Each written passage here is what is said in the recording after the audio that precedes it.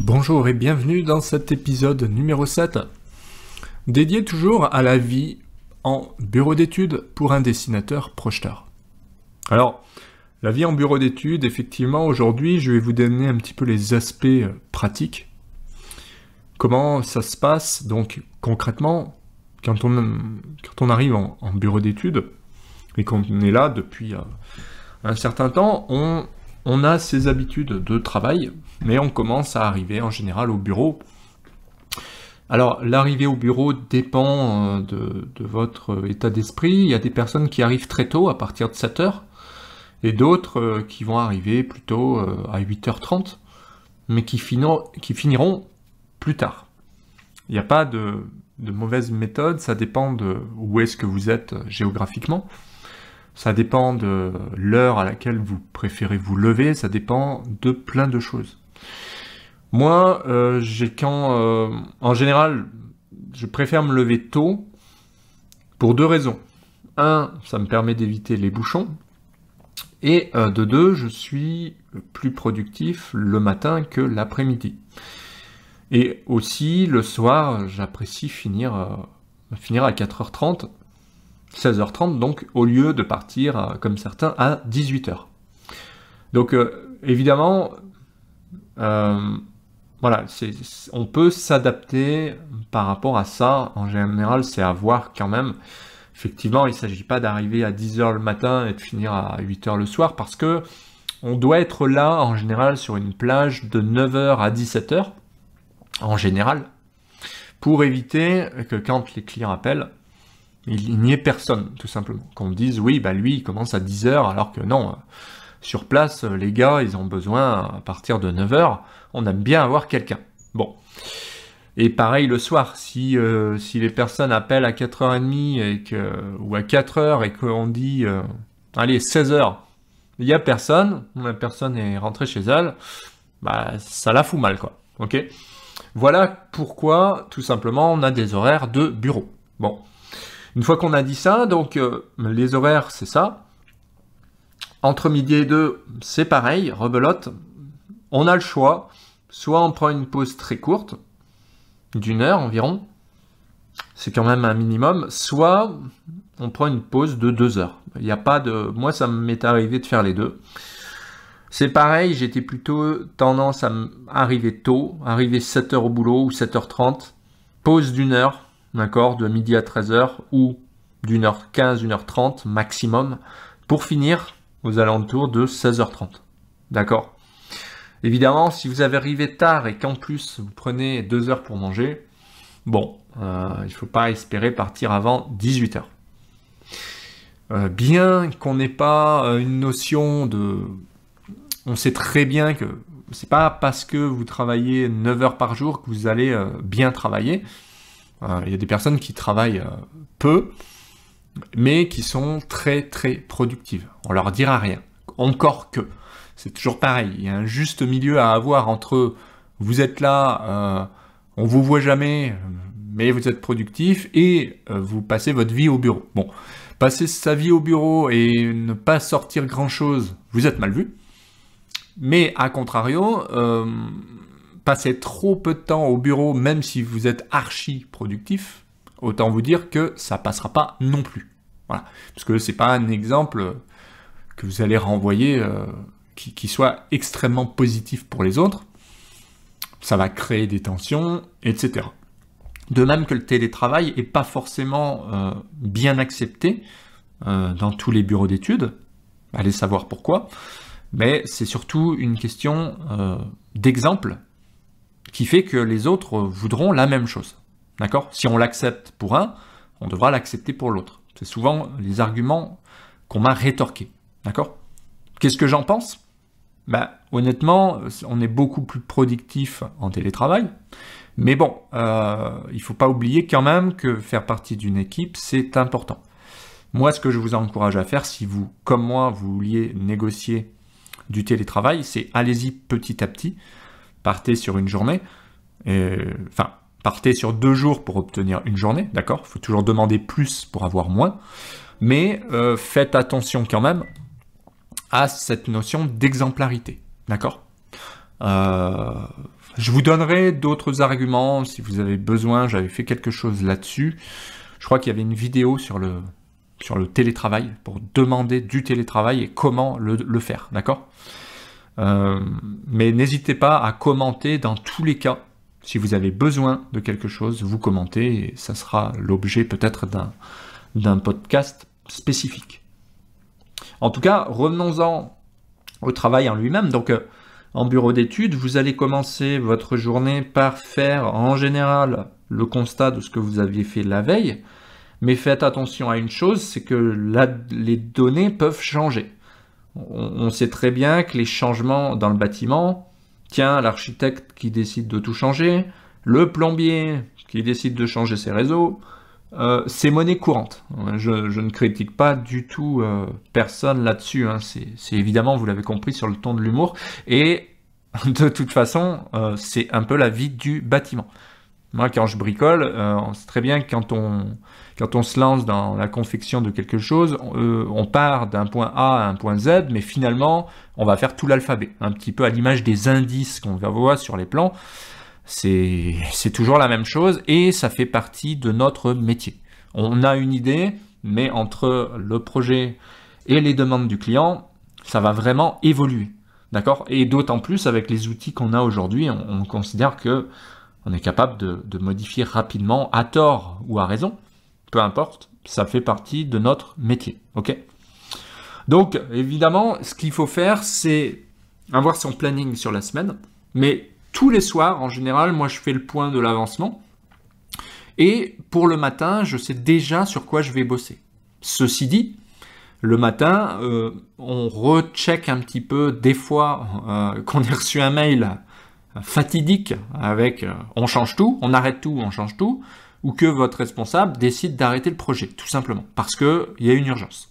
Donc c'est pas parce qu'on a fait un point la veille qu'on va partir et que sa journée va être bien lisse. Non, au contraire, il faut savoir s'adapter au changement. C'est ça la force aussi d'un dessinateur, d'un ingénieur ou d'un professionnel du BTP, c'est d'avoir cette capacité d'adaptabilité, on dirait, on peut dire ça, et de pouvoir s'adapter au changement.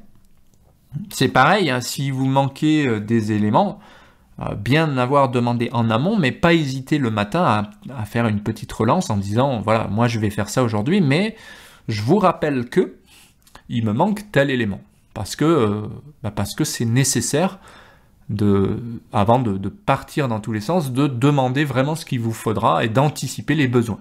Il faut bien se dire que les personnes, les intervenants extérieurs auront besoin de votre aval, et surtout, eux, ils ont un délai aussi. C'est-à-dire que si vous leur demandez les plans le matin, vous les aurez certainement pas le soir, mais vous les aurez le lendemain. Donc, ça veut dire que si vous les demandez pas aujourd'hui, vous ne les aurez certainement pas demain. D'accord? C'est ce que je voulais vous dire par là. Il y a forcément un délai. Si je vous demande de me sortir un plan, je ne l'aurai pas dans l'heure, je l'aurai peut-être dans une semaine, d'accord? Donc il faut tenir compte de tout ça. Voilà la difficulté aussi du métier, et on l'oublie trop souvent. Je vois des personnes qui disent oui, on a le temps, ou alors ouais, ça, je vais l'entourer, je le mets en attente. Sauf que concrètement, si vous fonctionnez toujours comme ça, c'est un petit peu comme si vous disiez moi demain je vais voyager. Ok, et le jour J, en fait, j'ai pas l'argent. Pourquoi t'as pas l'argent? Parce que tu n'as pas planifié tout ça. D'accord? C'est un petit peu à l'image de je pars en vacances, je commence à faire un budget, ou je commence à réserver un petit peu des choses. Si vous attendez le jour du départ, il n'y a rien qui va bouger, et je peux vous assurer que c'est pareil dans le bâtiment. Si vous attendez le dernier moment, vous allez faire 3 fois le job. Ensuite, tout sera entouré, tout sera nuagé, c'est joli hein, sur les plans d'avoir des nuages de toutes les couleurs, sauf que ça va vous retomber dessus, et on va vous dire, au bout d'un moment, tu attrapes le téléphone et tu demandes ce qu'il te faut, d'accord? Mais on va vous le demander un petit peu brutalement, ça m'est arrivé, et pas qu'une fois, ok? Et à juste titre. Donc tout ça, c'est vraiment important d'anticiper les besoins, ok? Et donc, ensuite, effectivement, les journées sont parfois mouvementées parce que vous avez des choses qui vous tombent dessus, qui n'étaient pas prévues, un projet immense et titanesque qui va démarrer, un bouleversement total, mais aussi, et souvent, malheureusement, vous allez être dans une sorte de routine, en disant, voilà, vous savez ce que vous avez à faire, vous allez faire ça, et puis ça va vous prendre la journée, parce que faire des plans, c'est long, parfois c'est pénible, mais ça fait partie du job, une fois de plus, hein. C'est pas toujours palpitant, mais il y a des tâches à faire, et il faut les faire avec concentration quand même. Voilà.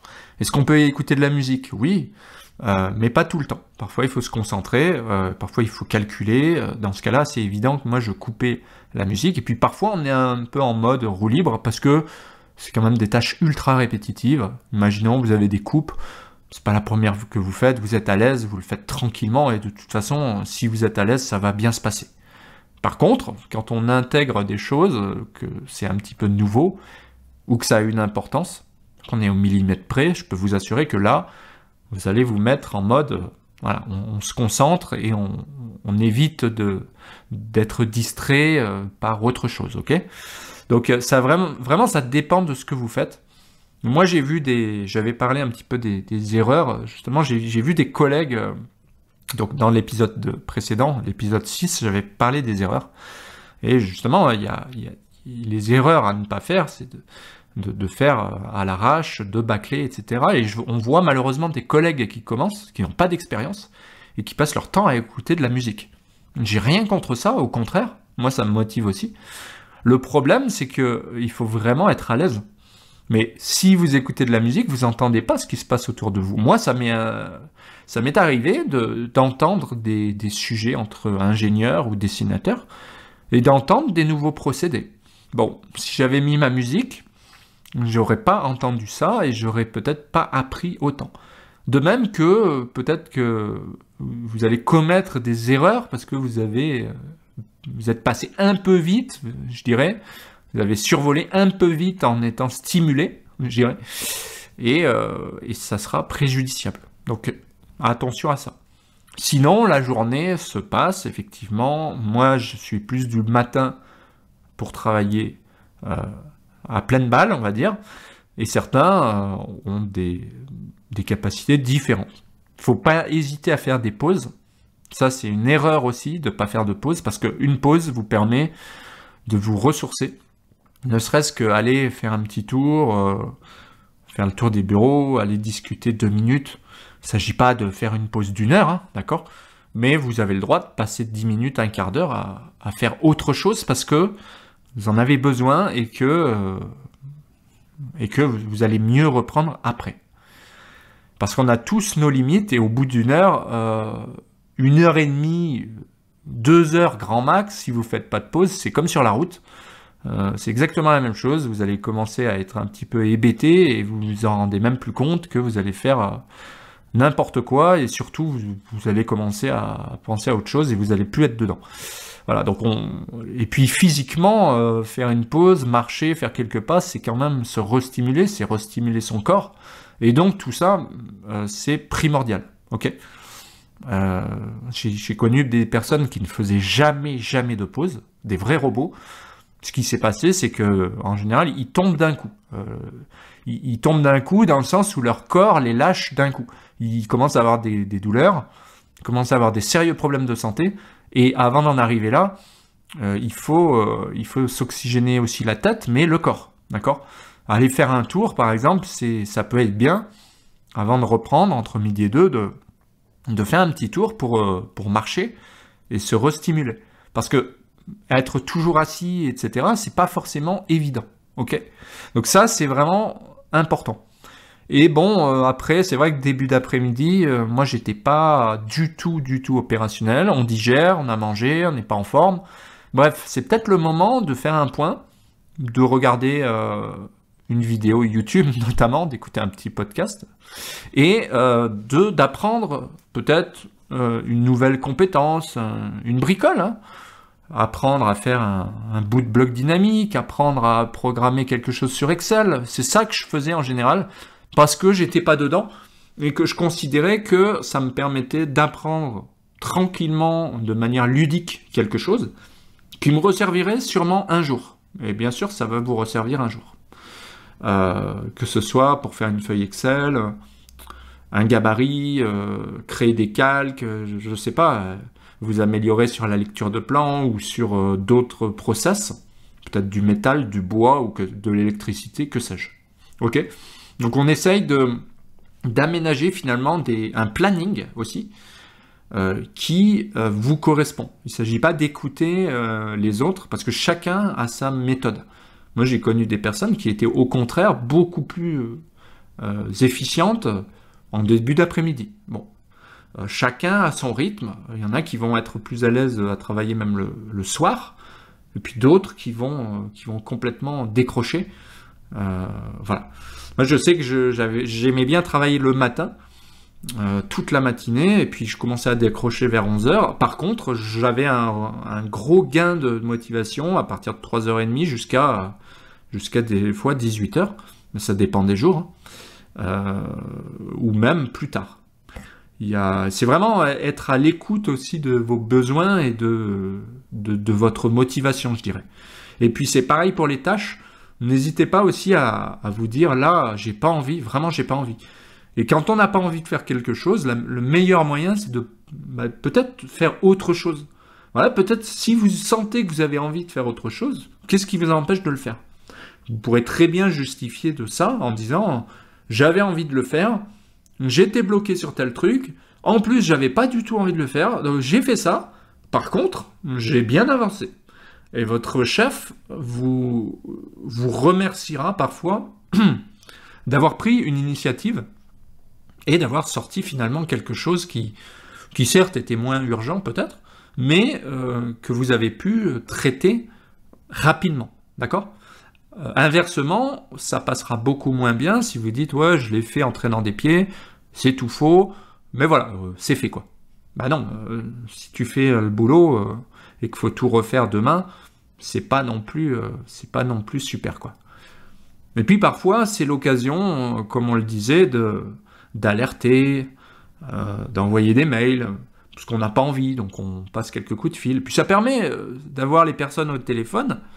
Ça permet d'avoir aussi, de prendre la température, je dirais, pour savoir si le projet est vraiment urgent, entre ce qu'on vous a dit et ce que vous sentez aussi. Peut-être que en appelant, vous avez des personnes sur place qui vont dire « Attends, tu t'emballes un peu, mais tu sais que là, ils ont beaucoup de retard. » Et peut-être que vous allez aller voir votre responsable et dire « J'ai eu un tel, le chantier en est là. » Et le gars, il va vous regarder avec des ronds de frites et il va vous dire « Ouais, bah franchement, bravo.